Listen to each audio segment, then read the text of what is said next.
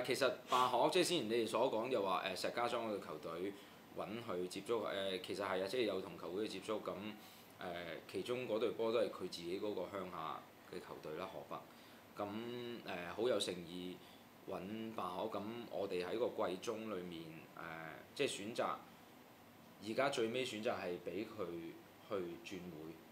踢埋最後一場波就係1月19號對傑志之後，咁即係我覺得球員係有一個平台，就喺香港其中一個平台可以再進一步，即係當有機會嘅時候，我哋甚至乎我老細鄭生都覺得我哋香港嘅球員、本地嘅球員，佢哋有能力上去再好啲嘅發展，我哋都選擇應該要俾佢去發展嘅。咁而家最尾我哋就決定。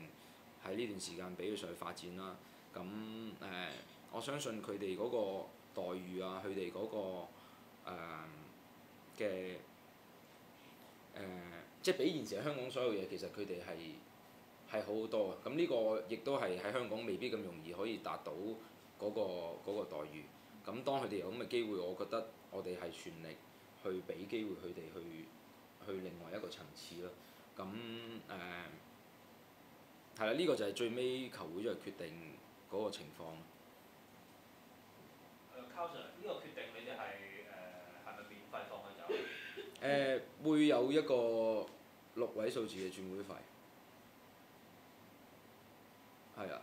替補人選？提升隊裡面自己嘅球員啦。喺1月份有機會再有本地新嘅球員加盟，喺1月份之後。